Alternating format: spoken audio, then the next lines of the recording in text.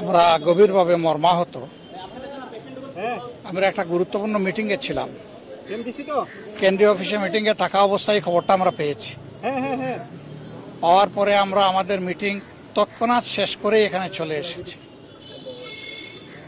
এখানে এসে যেটা বুঝতে পারলাম যে এ পর্যন্ত এই আধুনিক মেডিকেল কলেজে কম বেশি 100-র মতো ছাত্রছাত্রী এবং শিক্ষক কর্মচারী আনা হয়েছে।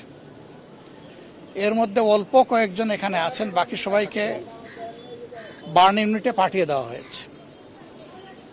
উপস্থিত ডাক্তার যারা, তারা আমাদেরকে অবহিত করেছেন যে এর মধ্যে 30 জনের অধিক তাদের শরীরে 80 থেকে 100% বার্ন হয়ে গেছে। 80 থেকে 100% যারা বার্ন হয়ে যায়, আমাদের ক্ষুদ্র অ্যাসেসমেন্টে মেডিকেল সায়েন্সের তাদের সারভাইভ করার আশঙ্কা একেবারেই থাকে না।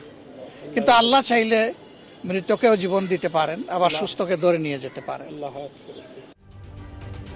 ঢালাইয়ে দৃঢ়তা, নির্মাণে নিশ্চয়তা, প্রিমিয়ার সিমেন্ট, ঢালাইয়ের রাজা।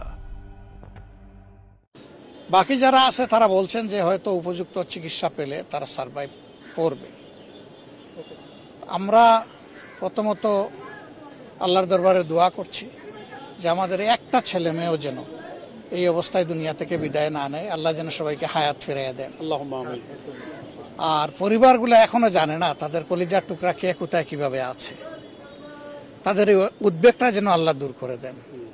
চিকিৎসা সেবায় যারা নিয়োজিত আছেন, আমরা বলে এসেছি বার্ন ইউনিটে ইনশাল্লাহ আমরা যাব, তারা যেন তাদের সর্বোচ্চটা দিয়ে তারা চেষ্টা করেন।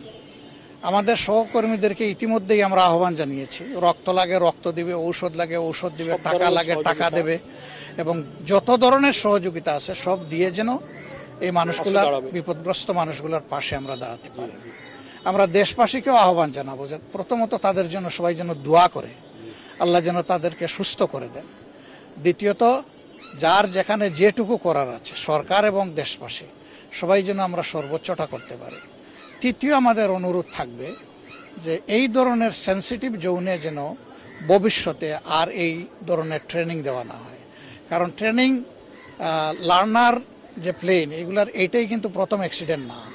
এর আগেও অনেকগুলা বিপজ্জনক অ্যাক্সিডেন্ট হয়েছে এবং জানমালের ক্ষয়ক্ষতি হয়েছে। আমরা যতটুকু জানতে পেরেছি, পাইলট যিনি, তিনিও নিহত হয়েছেন। তিনিও আমাদের সন্তান। তার জন্য আমরা দোয়া করি আল্লাহ যেন তাকে ক্ষমা করেন এবং জান্নাত দান করেন। এখানে এই প্লেন ক্রাশে ইতিমধ্যে যদি আর কেউ এরকম নিহত হয়ে থাকেন, তাদের জন্য আমাদের একই দোয়া থাকলো, এবং আমরা সবাই মিলে ইনশাল্লাহ এই বিপদ যাতে কাটিয়ে উঠতে পারি, আল্লাহ যেন আমাদেরকে এই তৌফিক দান করেন।